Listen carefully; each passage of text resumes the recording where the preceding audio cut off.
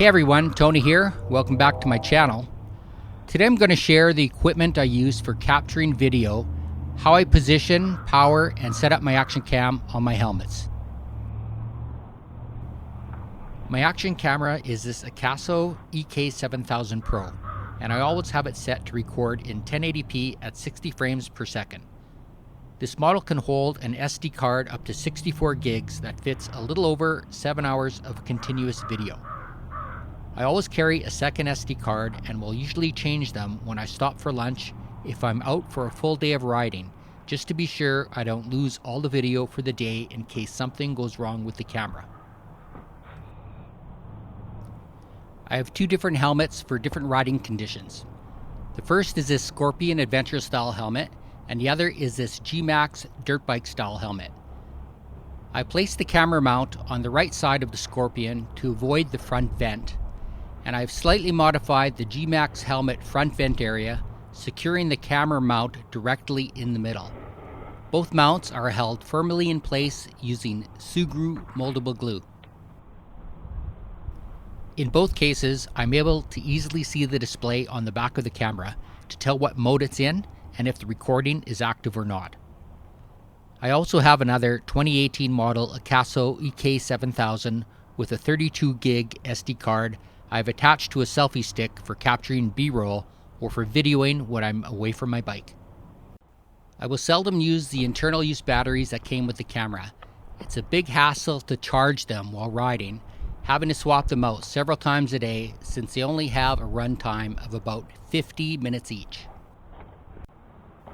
Instead, I use this 5000 milliamp hour tube style energy cell and directly attach the camera to the cell with this braided cable.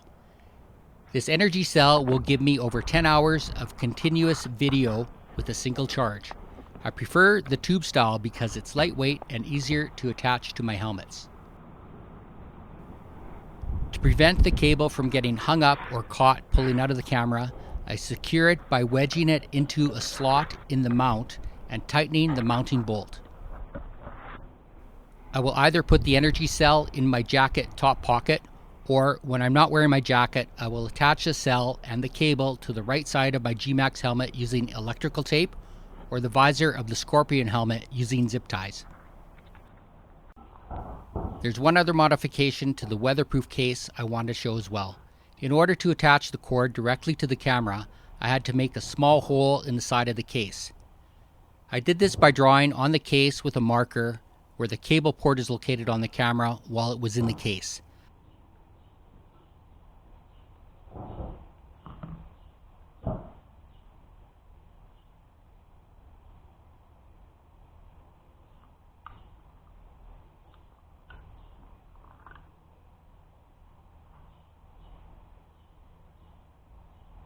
I then removed the camera and drilled 3 small holes inside of the case.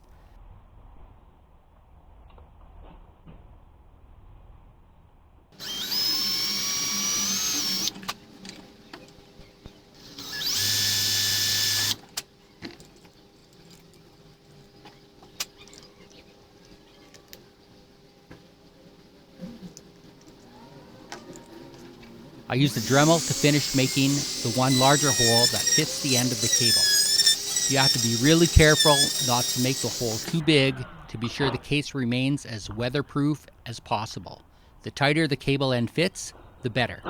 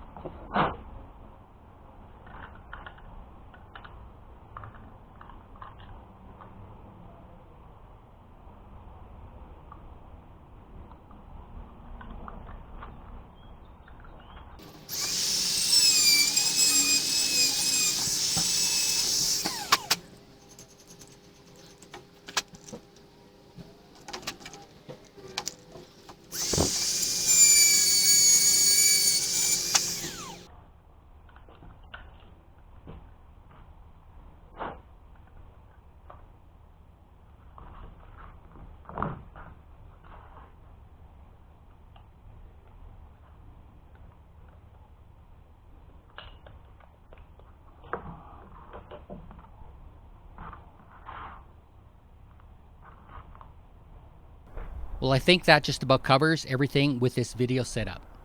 Please leave your comments below, or maybe share how you have your video system set up. And please don't forget to hit the subscribe button while you're there. Thanks for watching, and ride safe.